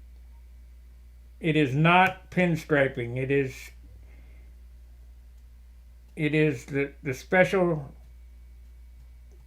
plastic tape for going around corners that motorcycle painters use. It's called blue 3M fine line. They used to make a green, and some guys like the green because it's less sticky, but it doesn't go around corners because it's made of crepe. And well, we almost got it. Got to go a little bit more. I've moved this back a 1/2 inch now.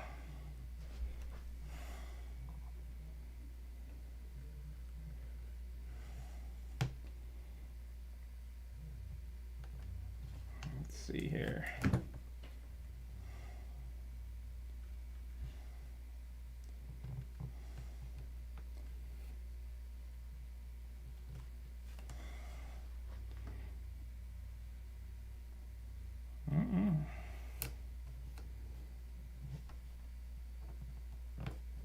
Maybe 3/4 of an inch. My eyes are really playing tricks on me.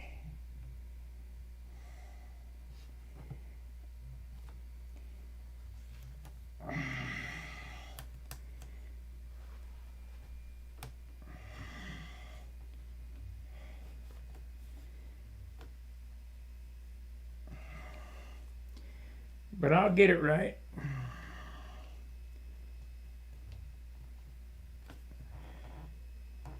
Like what was said, the impossible just takes a little longer.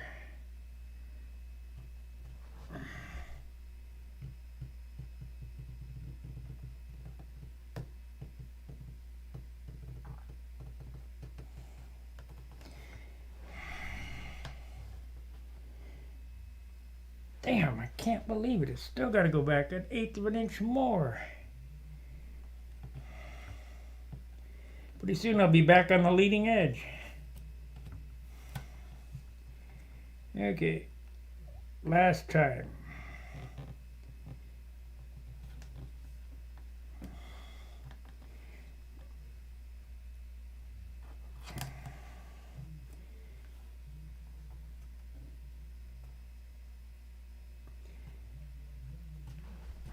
And here again, nobody would ever notice this. First off, it's on the underside. Second off, you can't see both sides. There we go. Finally.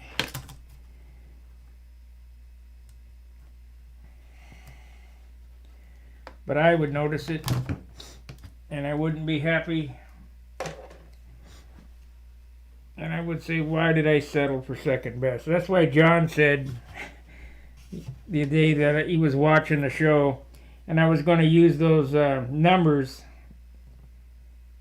on my wing. He said, don't settle. So we remade the numbers. And he was right, because I wouldn't be happy. And fixing that stuff would be a pain. One more line to do and we're done.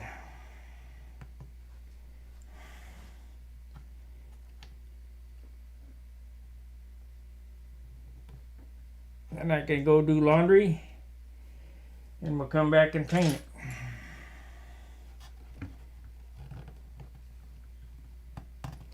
I want to have this thing when I go to St. Louis ready to go and clear, because I intend to ink it next week.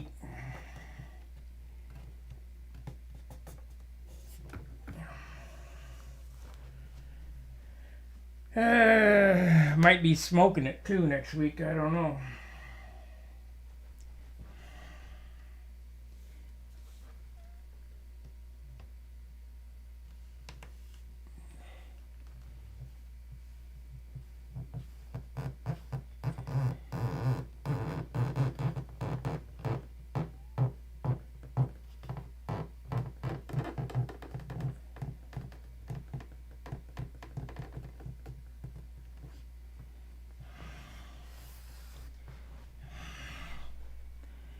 Okay, missed. I missed.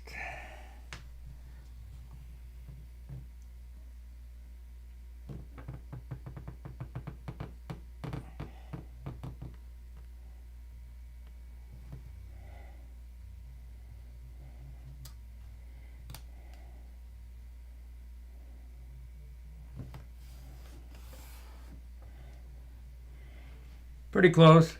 Now what I'll do is I'll cut this off and we'll turn it over and we'll look at it and study it.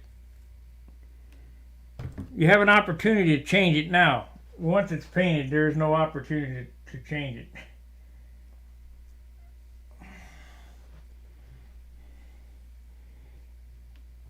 But these scallops have been a kind of a trademark of mine for years.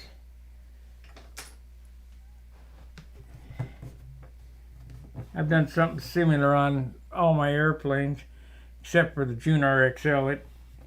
It got a quick top, but no scallop.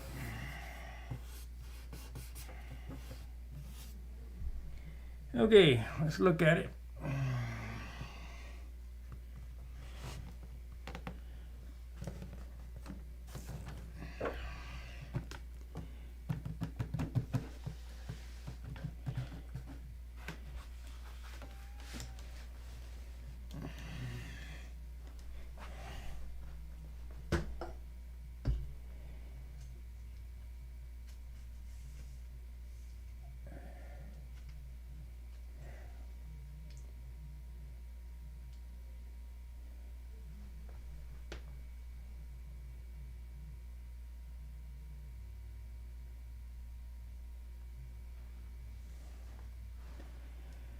Okay, there it is.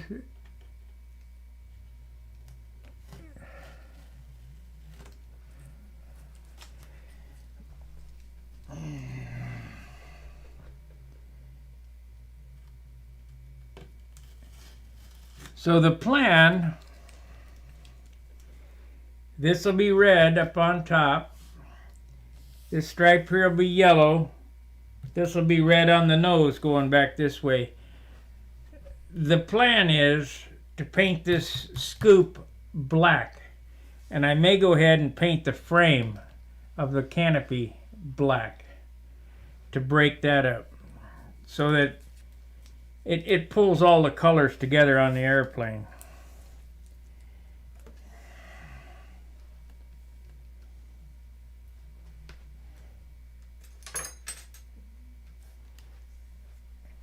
And like I said, this project will take what it takes. If you want to watch it, great.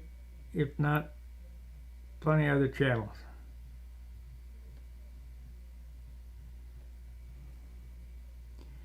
Had a little touch up I need to do on this stripe. I might as well do it all at once.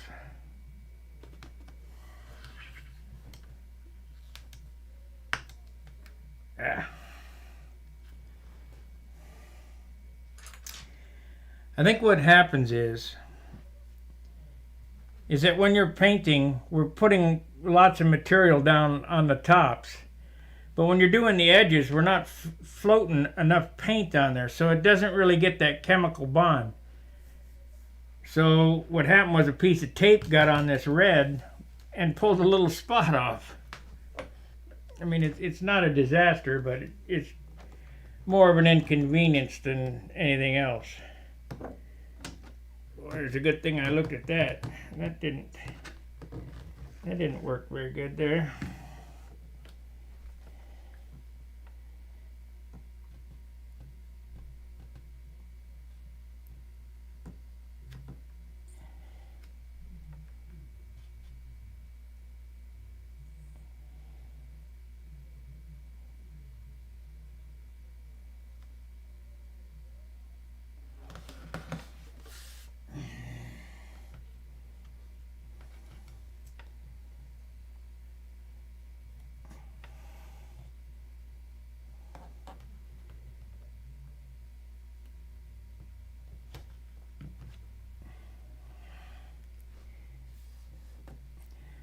So if you'll notice here, I've used the reference points, the leading edge of the wing.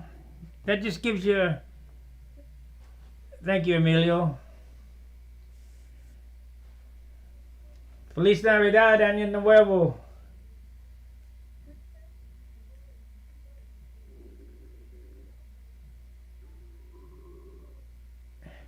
Well, we hope it looks great. You know, the comment is on yesterday's video. You know, one of the guys said it's not one of his favorite paint jobs, and that's fine. You know, it ain't done yet. It hasn't all been pulled together. You just can't please everybody, I understand. There's a couple of spots on the bottom I want to fix too. And of course I got the flaps. It'll be a trip. Try to get all this stuff rounded up and make it perfect. Or thereabouts. When I was, I forgot to tell the story. Dan was on the phone about his airplane experience. About the guy asked him how long his sanding block was. My dad came to the Nats with me in 2007 and 2009, I think it was. And there was a young guy, I don't know, probably 10 to, who knows, I'm old now. 10, 12 years old. And he built an airplane, and I'm sure he was absolutely proud of it. But he was on the last row. And my dad felt so bad for the guy. But in a fair society, that's what you got to do. I mean, you can't just give it to the kid and put him on the front row when the airplane is not up to snuff. You got to put him at the back and explain to him why he's at the back and how you can move up. If that's, you have to have the desire to move up. So just because you come to a contest and I'm on the first or second row and you're all the way at the back, that doesn't make, we all put our pants on the same way. I'll be more than happy to help you get to the front row. It just takes desire. And some guys have it, and some guys don't.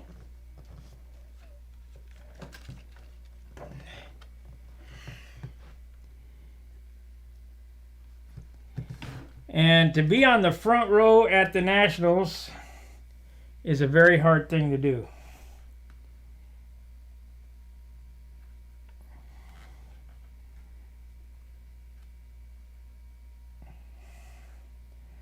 I've never won the concourse, but I have been on the front row.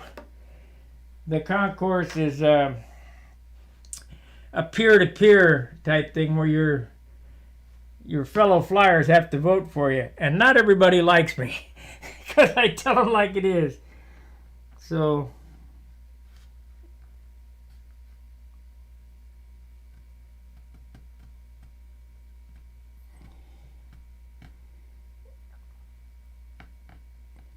but I did win the concourse this year at the Nats 4 Classic.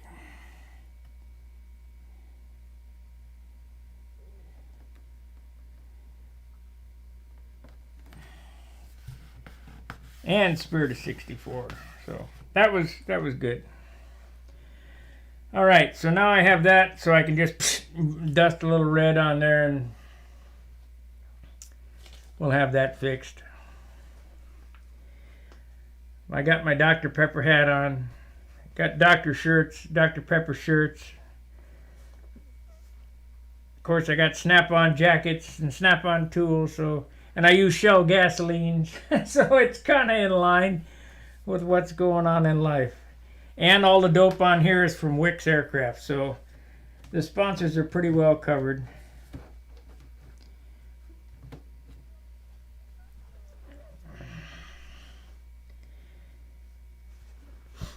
I have bought stock in Dr. Pepper 1 can at a time.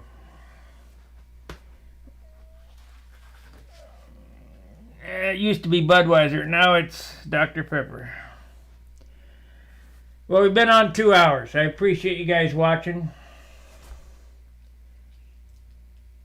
I noticed my metrics in